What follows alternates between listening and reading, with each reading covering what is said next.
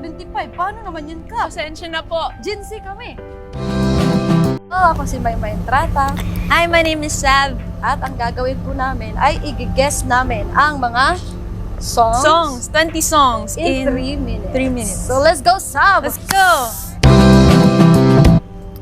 Ayan, naglaro po si Maymay and Sab ng Guess the Song. It should be 20 songs in 3 minutes. Kaso nga lang, dahilan sa hindi nila alam ang mga kanta, nako, ang nangyari, 3 kanta lang ang kinaya nilang sagutin. Naks naman. Can you name the tune, Hello, Maymay ako and si Sab? Maymay Entrata. Narito po sila. Kali, Red Hot Chili Peppers. Ano yun? Hindi ko yan. Pass po. Sorry po. American Pie. Dapat ganun, Maymay. American Pie. Oh, akala mo, Day. Ayaw. Sorry po sa lahat ng mga nanonood. Next American song. Pass po. American Super. American. Alam mo, Day. Grabe, hindi namin alam. Made in America. Wala mo made in China. Wala. JC kanya. Patay mo pa naman ano. USA, Day. Grabe. Oh, di ba? At least Sweet 3 minutes. Home Alabama. Yeah! Yes! Of course! Home Alabama, and here is another one. Maymay Entrata was interviewed. Hi! Ako po si Maymay Entrata. Yung pinakauna kong out of the country na ay before pandemya. 2 years po yata, no? Nung pandemic. Parang hindi pa po yata. Hindi pa ako napag-out of the country. So ito yung pinakauna kong out of the country na para sa ating mga OFW po na mag-perform sa ibang bansa. At sobrang na-miss ko po yun eh. Yan yun yung interview with Arambulo Live, and then Maymay with Sab. Ano pa ba ang hindi natin nakita na update ni Maymay at saka ni Edward?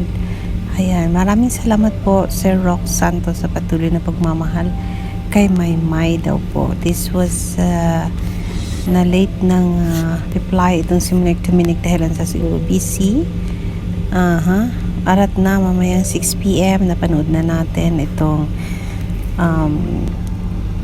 Name the Tune ni Maymay at saka ni Sab, na natalo po sila kasi 3 lang po ang nag-guess nilang kanta out of 20.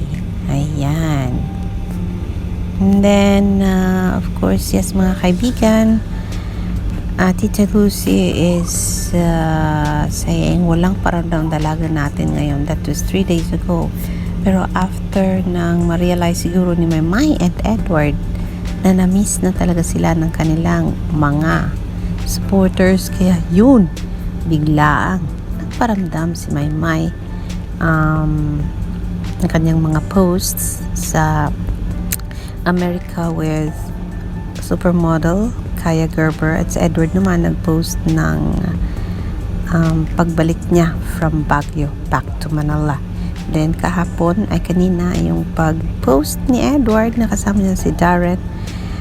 No, it was not Edward, it was Darren Espanto posted it. And then si Maymay naman, yung kasama siya ni Jade Region. Mga bagay na talagang nagpapasalamat tayo dahilan sa nakita natin yung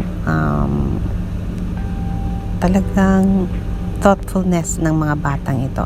Lazada Philippines posted this 2 hours ago at sabi niya 500,000 worth of Lazada vouchers and ang naghihintay para sa inyo, at sasamahan pa tayo ni Maymay Entrata and AC Bonifacio as we count down the days to Lazada Mega Brand Sale. So ngayon, ang kasama ni Lazada ay si Maymay na and AC Bonifacio. Before it was Maymay and Edward, but now here comes Maymay and AC Bonifacio para sa Mega Brand Sale 9.9. Ayun. Pag nakabili daw kayo ng 500,000 worth of vouchers to be given away.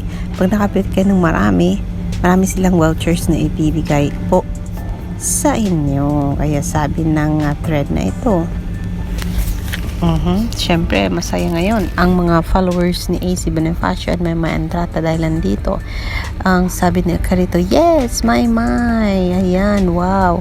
Kaya bili na tayo ng Lazada. Bili na tayo from Lazada para naman makita ni Lazada na worth it ang pagkuha nila kay Maymay para i-promote ang kanilang sale, mega sale. Ayan, manifesting Rosal Abara, Lazada 99 pesos only. 99 lang pala. Pwede ka nang bumili ng 99. Tapos meron ka pang pwedeng mapanalunang 500,000 pesos na voucher from Lazada. Kaya, ayan grab the opportunity to buy more things from Lazada. Yes, mga kaibigan, yan po muna ang ating karagdagang update. Ang cute daw kahit may bubog ako sa OOTD mo na yan, Maymay. Bakit anong bubog ang sinasabi nila? May naalala ka ba? Naalala mo ba bukas, sa linggo, live na live si Maymay at si AC Bonifacio para sayawan tayo. Naku, Lazada Shake It na on ASAP September 4. Kaya pala rehearsal itong si Maymay dahilan sa meron pala talaga siyang ipopromote na produkto. Congratulations, Maymay. Nasa Lazada ka pa rin at ngayon kasama mo na si Miss AC Bonifacio para i-promote ang Lazada. Ayun, wow naman, galing. So mga guys, aabangan natin ang Sunday kasi sasayaw, isi-shake daw ni Maymay. Shake it daw ni Maymay ang pag-promote niya ng Lazada. Ayan, thank you so much Lazada for trusting Maymay. Mula noon hanggang ngayon, Maymay Entrata pinaka the best housemate for me. Yan. Semi-finalist kasi, who's your favorite housemate? Naglagay kasi si PBB Big Brother ng poll.